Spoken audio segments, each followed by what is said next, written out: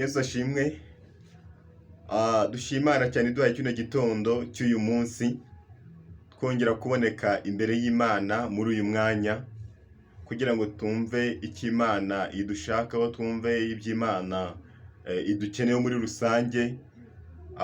Tugiye kumva ijambo ry'Imana n'ubundi ryo tugiye gukomeza, ariko mbere yo kugira ngo tukomeze n'ijambo ry'Imana reka tubanze dufate umwanya tubanze dusenge Imana, tubanze tuyishimire kuko niyo iduhereza kuramuka, abandi ikaduhereza kwirirwa bitewe n'aho tuba duherereye. Kuko kuba tugenda ibyo ukora byose, ukubaho kose, uko wisanga umeze kose aba ari ukubera Imana. Nta muntu uri kubera ubushake bwe, nta muntu uri kubera yuko hari ibintu ntabwo ufite bishoboka, kuko namenye neza yuko uyu mwuka nawo duhumeka nawo n'ubundi uturuka mu bushake bwayo. Yabishatse hari uko bigenda, yabishatse hari uko biba bimeze, ariko iteka ryose tuba tugomba tukayishimira, tukavuga ngo Mana turagushimiye ko utugejeje n'aya masaha. Rero no kuba ukiri guhumeka iyi saha ni uko ariyo iba yabyemeye, no kuba ugenda ukagaruka mu rugo, no kuba uva mu rugo ukaba wagira ahandi mu kazi, no kuba wakora ibintu byose bishoboka, ni ukubera ubushake bw'Imana. Rero ubushake bw'Imana nibwo butuma ibintu byose bibaho. Muri make ikintu cyose mugomba kugikora muvuga ngo ni ukubera Imana. Data mwiza, tugushimiye kuri mwiza, tugushimiye ko abanye natwe, wakomeje guturinda n'ushimwe uhimbazwe. Mu izina rya Yesu Kristo tukweretse Mana ijambo ryawe tugiye kumva. Reka uzubane natwe, reka uzudufashe muri iri jambo, udushyigikire. Mwuka wera w'imbaraga, mwuka wera w'ineza azaganza hagati muri twebwe. Urakoze kugiye kuba natwe muri byose, bisabye neza Kristo umwami wacu, amen. Reka dusome ijambo ry'Imana dusanga mu gitabo Pawulo yandikiye Abafilipi, yandikiye Abafilipi ibice bigera muri bitatu. Tasoma ku bice bitatu umurongo wa 19 kugera ku 20. Abafilipi ibice bitatu umurongo wa 19 no 20 turi busome gusa. Ijambo ry'Imana riravuga ngo amaherezo yabo ni ukurimbuka, Imana yabo ninda, biratana ibiteye isoni byabo, bahuza umutima ku by'isi. Naho twebwe iwacu ni mu ijuru, niho dutegereje umukiza ko azava, ari we mwami Yesu Kristo. Kuri 20 bakavuga ngo uzahindura uyu mubiri wo gucigwa bugufi kwacu, akawushushanya n'umubiri w'ubwiza bwe, kuko afite imbaraga zo kumubashisha kwigandurira byose. Hakuri 20 bavuga ngo naho twebwe iwacu ni mu ijuru, niho dutegereje umukiza ko azava, ari we mwami Yesu Kristo.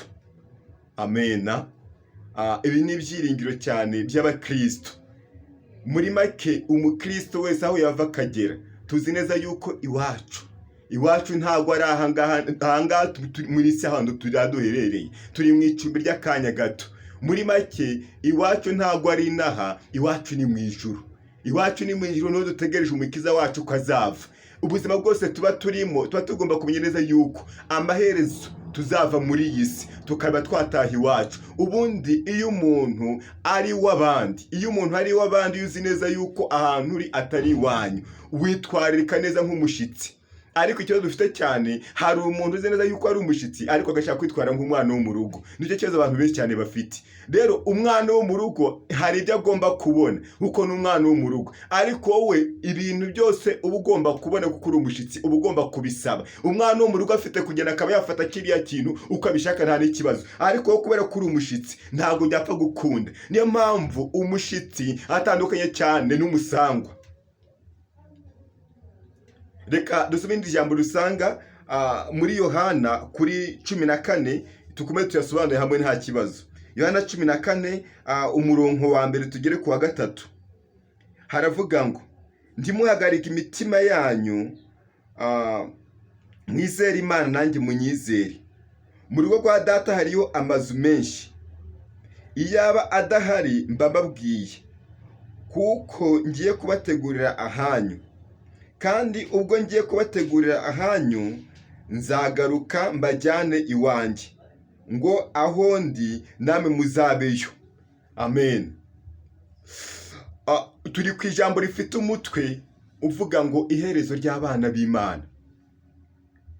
iherezo ry'abana b'Imana iryo jambo rifite cyane uyu munsi, niba ariyo jambo dushaka ko tuganiraho uyu munsi. Iherezo ry'abana b'Imana. Ubundi ibintu byose biri ku isi bigira iherezo. Nta kintu na kimwe kitagira igihe kigomba kurangiriraho. Muri make cyaba ari icyubahiro kigira igihe kirangirira, kaba ari agasuzuguro kagira igihe kagomba kurangirira, bwaba ari ubuyobozi runaka ufite bugira igihe bugomba kuba bwarangirira. Muri make bwaba ari ngo uri minisitiri runaka, ejo uzisanga wageze mu gihome. Wavuze ngo uri umunyamafaranga ufite amafaranga mbare runaka, ariko ejo uzisanga wabaye umutindi. Kuko ibintu byose ku isi bigira tade expiration, bigira igihe cyacyo bigomba kuba byarangiriraho. Muri make ibintu byose ku isi bigomba kurangira. None turi ku ijambo rivuga ngo iherezo ry'abana b'Imana.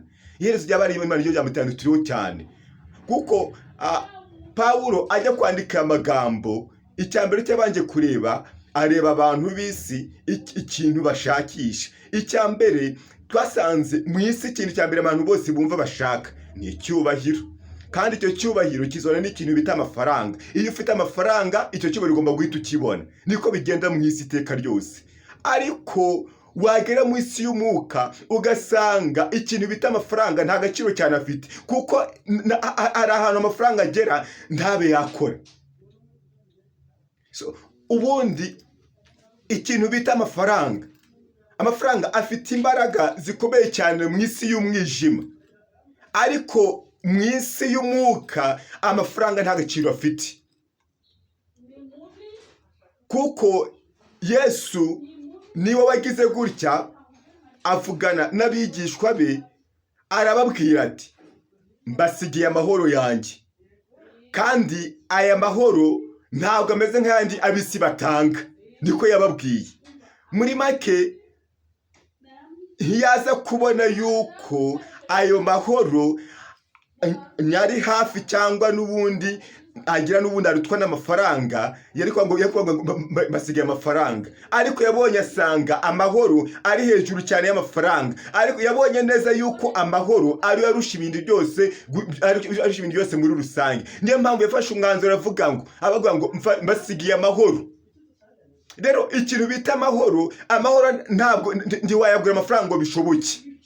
Ubundi hari ibintu utashobora kuba wagura amafaranga wayagura ibyo kurya, wayagura ibyo kwambara, wayagura ibintu runaka, ariko amafaranga ntabwo ntiyaguhereza amahoro waba uri gushaka. Amahoro dukeneye nta handi hantu aturuka. Amahoro dukeneye aturuka muri Kristo. Icyambere cyo gikenewe ni uko abantu bagomba kubanza bakamenya Kristo mbere y'ibindi byose. Iyo baze kumenya Kristo bigushoboza cyane no kuba wahita utunga ayo mahoro. Muri make iyo watunze Kristo uba utunze amahoro muri wowe. Iyo watunze Kristo uba utunze urukundo muri wowe. Ariko yabaga ngo mbasigiye icyo bita amahoro yanjye, amahoro yanjye naze abane namwe. Amen. Ntabwo yigeze tubwira ngo mbasigiye amafaranga yanjye. Dore ubundi abantu benshi ikintu bari gupfa muri iyi minsi ni ikintu bita amafaranga. Abantu benshi bari gupfa ikintu bita amafaranga, nicyo kintu cyane bari gupfa mu buryo budasanzwe. Ariko iyo muza kumenya ikintu cya mbere gikomeye kurusha ibindi Kristo yadusigiye, ni ayo mahoro, nta kindi. Yadusigiye amahoro. Yadusigiye amahoro. Rero aratubwira mwanga mu dusubije gusa mu 14:1 atanga ngo ninjye nzira y'ukuri n'ubugingo, ntawe ugera kwa data atari njyewe umujyanyeyo. Ibyo wakora byose utabanje kwizera Kristo ngo ubanze umenye neza yuko ari umwami wawe, ari umukiza wawe, aho ngaho ibyo wakora byose aba ari ubusa. Igifite agaciro nuko tugomba kwizera Kristo. igifite agaciro nituko tukamwemera hagati muri twebwe. Ahubwo ikibazo dufite cyane, twese turavuga ngo twese ngo turabakristo, ngo twamaze guhita muri iyo nzira, ariko igifite agaciro cyane, banza wibaze uburyo nitwara, uko ngenda, ibyo mvuga bigaragaza yuko namaze kwakira Kristo nk'umwami n'umukiza wanjye. Banza wibaze cyane, ubanza utekereze kuri iryo jambo, ugenda uvuga ngo njyewe ndi umukristo kandi ubundi nzahora ndiwe, ariko banze wibaze uko nitwara, uko ngaragara imbere y'abantu bigaragaza yuko ndi umukristo wejejwe neza. Banza wibaze cyane, banze wibaze cyane, ubwo se mfite indangagaciro z'abakristo? Ndazifite? Abantu benshi cyane turimo turagenda ariko ugasanga tugenda tugakora ibintu byose bishoboka by'imihango y'amadini, ariko uze gukora iby'Imana igusaba. Ni ikibazo gikomeye cyane. Ubundi abantu benshi twumvira amadini aho kumvira Kristo.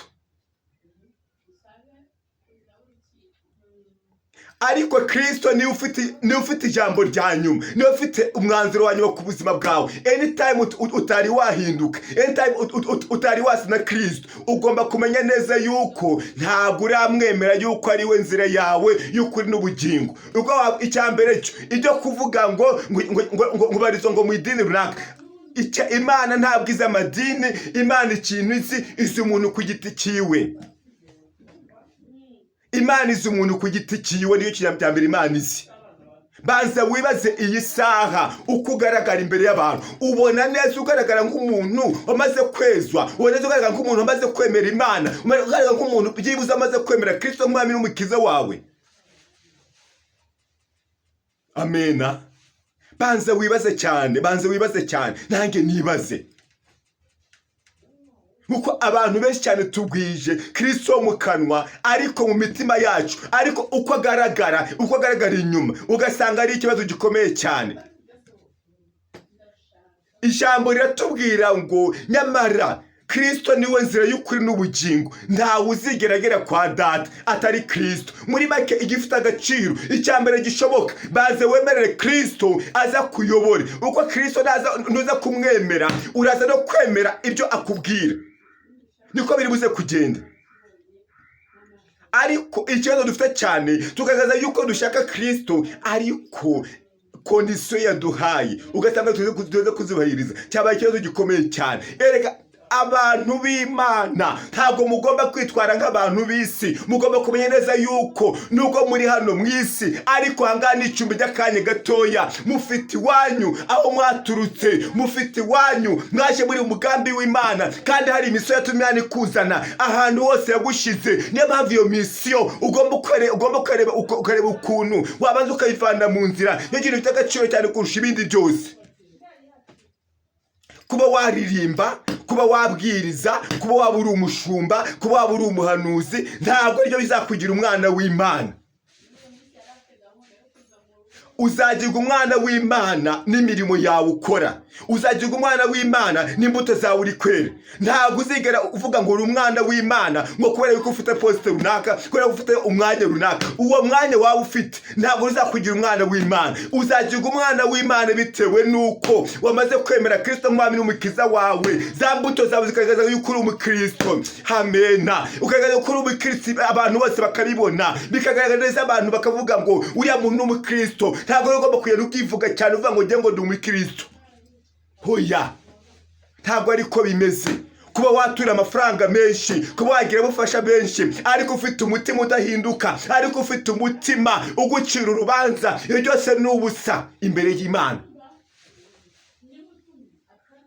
Kandi abantu benshi cyane tugwije abarimo bashakisha ikintu bita ibyubahiro. Ukumva icyubahiro waba ufite cyagutambutsa hari, ariko igifite agaciro. Banza wibaze, nduze Kristo ngana gute umutima wanjye? Ese Kristo aranyobora nkuko bikwiriye? Banza wibaze cyane kuri iryo jambo. Banza wibaze, Kristo aranyobora nkuko bikwiriye? Uzatanga imisanzu, uzasanga amaturo, uzafasha abantu b'imfubyi cyangwa abapfakazi, uzakora ibintu byose bishoboka, ariko ugasanga Kristo atakwemera. Ubundi ibyo wakora byose utabanje kwezwa byose aba ari ubusa.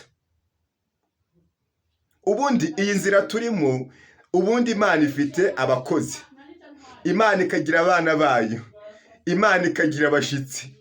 Abo ngabo bose turabafite rwose, turabana. Rero nakwifuriza cyane kuba wahitamo cyane ku mwana w'Imana, kuko icyambere cyo abakozi n'ubundi babona ibihembo byabo mu isi bakayibona bikarangira, ariko wa mwana hari n'umurage n'ubundi agomba kuzaragwa, ariko bugingo buhoraho. Kandi uwo mwana hari n'igihe usanga niba se afite kampani, uwo mwana akajya gukora muri iyo kampani, ariko n'ubundi azi neza yuko hari umurage azongera kubona. Rero ugomba kwibaza iyi saha, ubwo imbere y'Imana ndinde?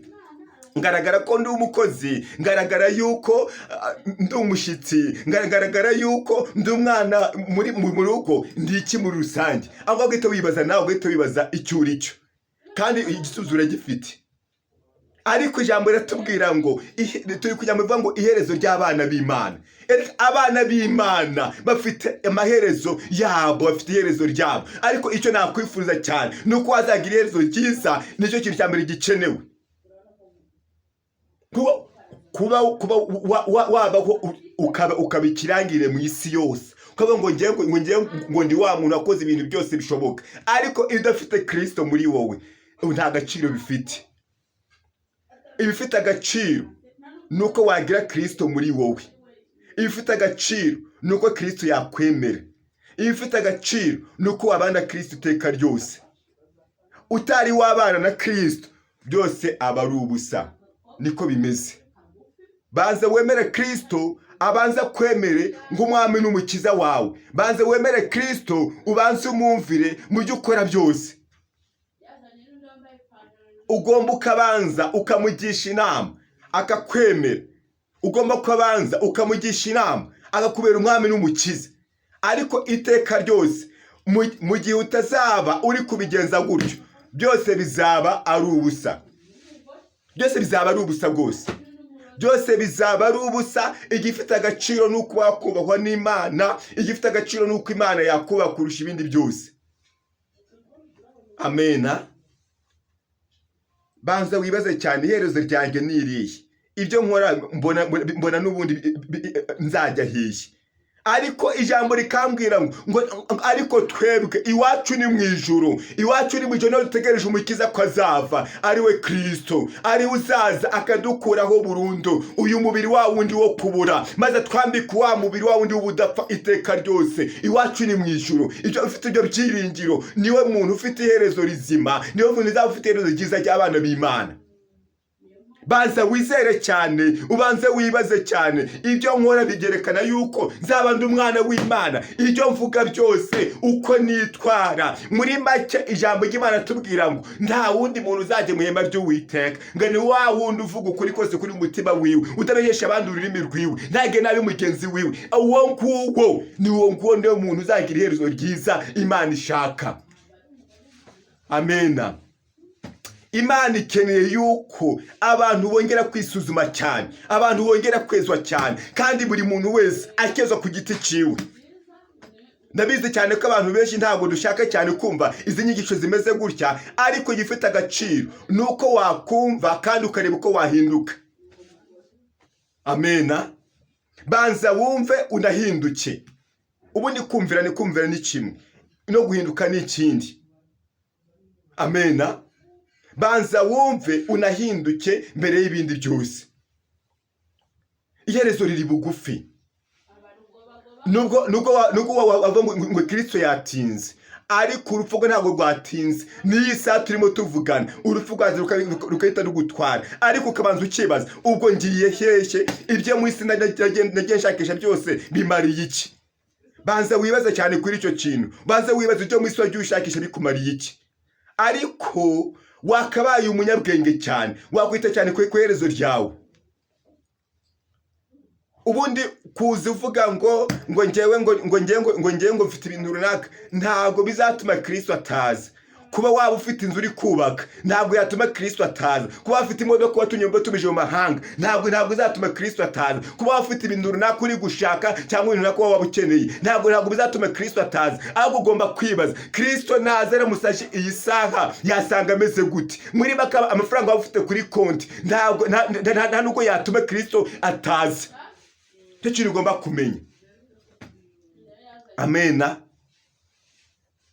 Ikintu gifite agaciro cyane ni ukumenywa na Kristo, kandi ugomba kumenywa na Kristo ni wundi ukora ibyo Kristo ashaka. ubundi yaravuze ngo numbera umwana nanjye zakubera umubyeyi. ariko ikibazo dufite cyane tugenda tuvuga ngo ni umubyeyi wacu tubivugisha iminwa, ariko imitima yacu uko tugaragara ibyo tuvuga ayo ugasanga bitandukanye cyane, ugasanga cyane n'ibintu cyane biri difera no kuba Kristo n'ukuntu atuzi.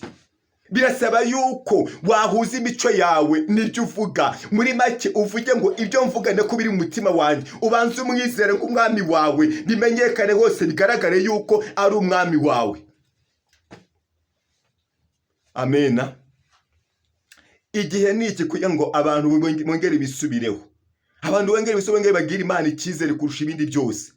abantu bongere bisubireho, wongere uvuge ngo njyewe ndi umukristo nzahora ndiwe, kandi ibyo uvuga nyine ukaba wabihamya bikabyagaragara. Yesu ashimwe cyane. turimo tugera ku mwanya w'umusozo, ariko igifite agaciro cyane ni uko wakwemerera Kristo akaba yakuyobora, nuko wakwemera Kristo akaba yagenda nawe muri byose, nuko wakwemera Kristo akaba yabana nawe mu byo uvuga byose, mu byo ukora byose. Kristo akaba yakuyobora iteka ryose. nibyo bifite agaciro cyane. nawe ibindi byose washaka byose aba ari ubusa utabanje ukemera Kristo nk'umwami n'umukiza wawe. banza uvuge ngo njyewe iyi saha si njyewe, ni Kristo hagati muri njyewe. maze icyambere cyo iminsi wamaze mu itorero nta kintu gato tuzigera ikumara utabanje kwakira Kristo mwami n'umukiza wawe. kuvuga ngo ngiye ngo maze imyaka ingahe mu itorero ntabwo aribyo bifite agaciro. igifite agaciro ni ukwibaza, Kristo amaze igihe kingana iki ari hagati muri njyewe? nicyo kintu ugomba kubanza kwibaza. nimuve mu kintu bita cyo kuvuga ngo ngende umukristo wo mu itorero nakabanza uvuga ngo ndi umukristo wa Kristo, namaze kumwakira nk'umwami n'umukiza wanjye. njye kugenda mugende mwishangirana mu matorero yanyu mwirwamo, ajyo nta gaciro bifite. igifite agaciro ni ukwakira Kristo nk'umwami n'umukiza wawe. Kristo ntabwo azi icyo bita itorero, azi wowe kanaka, azi wowe Immaculée, azi wowe Sylvie, azi wowe Divine. muri make Kristo ni wowe azi, ntabwo azi ibintu byo kuvuga ngo itorero, nta koperative azi umuntu ku giti cyiwe, kandi agakiza nako umuntu ku giti cyiwe. we bazi wemera umubwire ngo njyewe ndemeye kubana nawe iteka ryose. ibyo bintu birahagije cyane, kandi azakuyobora mu nzira yose ushaka. wowe pfa kumwemerera gusa, ibyo birahagije. muri make iherezo ry'abana b'Imana nta rindi, ni ubugingo buhoraho bagomba kuzabona, nta kindi. najya kujya kuza muvuga ngo turashakisha ibi ngibi gutya na gutya. Yesu yabwiye abigisha ngo nta kindi mbasigiye amahoro. muri make kuba ufite ayo mahoro ntiwajya kuyagura ngo bikunde, kuko abantu benshi bafite amafaranga batagira amahoro. hari abafite amazu menshi batagira amahoro, hari abafite imodoka batagira amahoro, hari abafite indege batagira amahoro, hari abafite amato batagira amahoro. ariko gifite agaciro cyane ni uko utunze Kristo muri wowe. iyo utunze Kristo n'ayo mahoro uba uyafite. Amena. tugeze ku musozi w'ijambo, ariko cyane banza wisuzume, ubanze wibaze uburyo ndi kugenda muri iyi minsi birimo bigaragaza yuko meze nk'umuturage w'ijuru uri mu isi. banze wibaze cyane, n'isaha yagutungura ikaba yaguhamagara, ukubanza kibaza ubwo ngiye hehe, ubwo se ngiye kwerekezayo. banze wibaze cyane byose, ubanze ubikurikize, ubanze urebe, ubanze umenye icyo wakora. Amena. reka dusenge Imana tuyishimire kubwira ijambo, ariko iri jambo ntuze kuryumva nk'aho kurivuze, ahubwo wumve yuko iyi ngiyi yuko ari message ivuye ku Mana ikuziye wowe ubwawe na bagenzi bawe, kugira ngo ube warifata uryumve, maze umenye icyo mukabwira amatorero mu minsi imeze nk'iyi ngiyi. Uwiteka Mana yacu, tugushimiye kuri uwera, tugushimiye kuri umutabazi, mu izina rya Yesu Kristo. Mana, tumvise ijambo ryawe ritubwira ko ari inzira y'ukuri n'ubugingo. twemere cyane ude kuyoborwa nawe, udekuye nawe muri byose, mu izina rya Yesu Kristo. Dukeneye amahoro utanga hagati muri twebwe, mu izina rya Yesu. Udushoboze Mana kwitwara nk'abaturage b'ijuru batuye mu isi, mu izina rya Yesu. Ari ibyo tuvuga, ari ibyo dukora, ari uko twitwara, tugende nk'uko ushaka Mana, tugende mu mugambi wawe, mu izina rya Yesu. Urakoze kuri mu ruhande rwacu, urakoze kudushyigikiye, urakoze kuri bugufi bwacu, urakoze kutwambitsa imbaraga zishoboza. Urakoze Mana yuko udaye gutsinda cyane igisa nacyo. Urakoze Mana yuko uduhaye imbaraga, wongeye kuduhereza umunezero, wongeye kuduhereza ibyishimo, mu izina rya Yesu. Mana ishimwe cyane ko hari ibyo ukoze muri amasaha, hari ibintu maze gukora, mu izina rya Yesu. Mana urakoze cyane yuko ugeze ku bantu bafite ibibazo bitandukanye Mana, ukaba bagezeho, mu izina rya Yesu Kristo. Mana ishimwe, urakoze kuri mu ruhande rwacu Mana. Mbisabye neza nzi ukuri bikore ubwa Kristo Yesu umwami wacu, amen. Komeze mugire amahoro y'Imana. Shalom.